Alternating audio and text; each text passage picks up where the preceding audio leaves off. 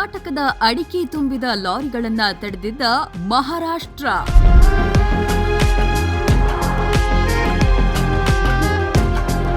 ಅಡಿಕೆ ಬೆಳೆಗಾರರು ವ್ಯಾಪಾರಿಗಳಲ್ಲಿ ಆತಂಕ ಮೂಡಿಸಿದ್ದ ಈ ಘಟನೆ.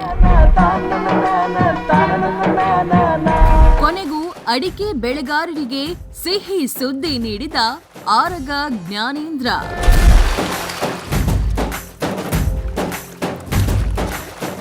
ಮಲೆನಾಡು ಸೇರಿದಂತೆ ಅರೆ ಮಲೆನಾಡು ಮತ್ತು ಬಯಲು ಸೀಮೆಯಲ್ಲೂ ಕೂಡ ಹೆಚ್ಚಿನ ಪ್ರಮಾಣದಲ್ಲಿ ಅಡಿಕೆಯನ್ನ ಬೆಳೆಯಲಾಗುತ್ತಿದೆ.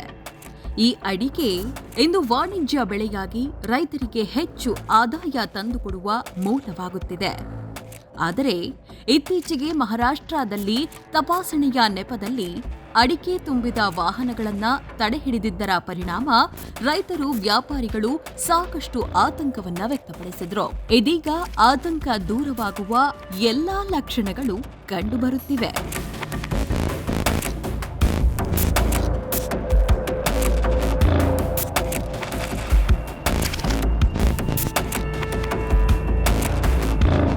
ಹೌದು, ಕರ್ನಾಟಕದಿಂದ ಉತ್ತರ ಭಾರತದ ವಿವಿಧ ರಾಜ್ಯಗಳಿಗೆ ಸಾಗುವ ಅಡಿಕೆ ಲಾರಿಗಳನ್ನ ಮಹಾರಾಷ್ಟ್ರದಲ್ಲಿ ತಡೆಹಿಡಿಯುವ ಸಮಸ್ಯೆಗೆ ಶಾಶ್ವತ ಪರಿಹಾರ ದೊರೆತಿದ್ದು, ಇನ್ನು ಮುಂದೆ ಅನಗತ್ಯ ತಪಾಸಣೆ ಹೆಸರಲ್ಲಿ ಅಡಿಕೆ ಸಾಗಾಣೆ ವಾಹನಗಳನ್ನ ತಡೆಯುವುದಿಲ್ಲ ಎಂದು ಮಹಾರಾಷ್ಟ್ರ ಮುಖ್ಯಮಂತ್ರಿ ದೇವೇಂದ್ರ ಫಡ್ನವೀಸ್ ಭರವಸೆ ನೀಡಿದ್ದಾರೆ ಎಂದು ರಾಜ್ಯ ಅಡಿಕೆ ಸಹಕಾರ ಸಂಘಗಳ ಮಹಾಮಂಡಳದ ಅಧ್ಯಕ್ಷ ಆರಗ ಜ್ಞಾನೇಂದ್ರ ತಿಳಿಸಿದ್ದಾರೆ.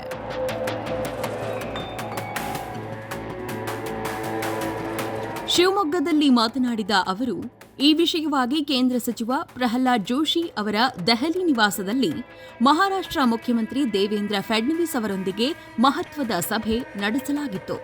ಸಭೆಯಲ್ಲಿ ಕರ್ನಾಟಕದ ಅಡಿಕೆ ಬೆಳೆಗಾರರು, ವ್ಯಾಪಾರಿಗಳು ಹಾಗೂ ರಾಜ್ಯದ ಆರ್ಥಿಕತೆಗೆ ಅಡಿಕೆ ಉದ್ಯಮ ನೀಡುತ್ತಿರುವ ಕೊಡುಗೆಯ ಬಗ್ಗೆ ವಿವರವಾಗಿ ಚರ್ಚಿಸಲಾಯಿತು ಎಂದು ತಿಳಿಸಿದ್ದಾರೆ.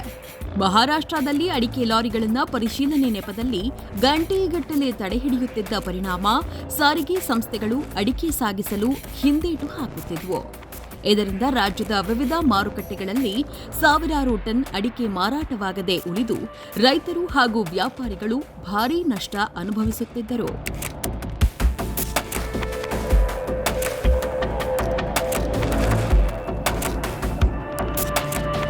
ಈ ಸಮಸ್ಯೆಯನ್ನ ಗಂಭೀರವಾಗಿ ಪರಿಗಣಿಸಿದ ಮಹಾರಾಷ್ಟ್ರ ಮುಖ್ಯಮಂತ್ರಿ ಅಲ್ಲಿನ ಮಾರುಕಟ್ಟೆಗೆ ಸಂಬಂಧಿಸಿದ ಹಾಗೂ ಮಹಾರಾಷ್ಟ್ರದಲ್ಲಿ ಅನ್ಲೋಡ್ ಆಗದ ಅಡಿಕೆ ಲಾರಿಗಳನ್ನು ಅನಗತ್ಯವಾಗಿ ತಡೆಯದಂತೆ ಅಧಿಕಾರಿಗಳಿಗೆ ಈಗಾಗಲೇ ಸೂಚನೆ ನೀಡಿರುವುದಾಗಿ ಸ್ಪಷ್ಟಪಡಿಸಿದ್ದಾರೆ ಎಂದು ಆರಗ ಜ್ಞಾನೇಂದ್ರ ಮಾಹಿತಿ ನೀಡಿದ್ದಾರೆ.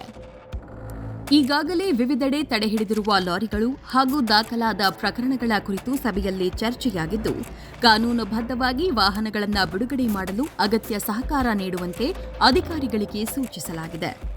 ಇನ್ನು ಮುಂದೆ ಯಾವುದೇ ಸಮಸ್ಯೆ ಎದುರಾದರೆ ಹಿರಿಯ ಐಎಎಸ್ ಅಧಿಕಾರಿ ಲೋಕೇಶ್ ಚಂದ್ರ ಅವರನ್ನ ಸಂಪರ್ಕಿಸುವಂತೆ ಮಹಾರಾಷ್ಟ್ರ ಸರ್ಕಾರ ಸೂಚಿಸಿದೆ ಎಂದಿದ್ದಾರೆ.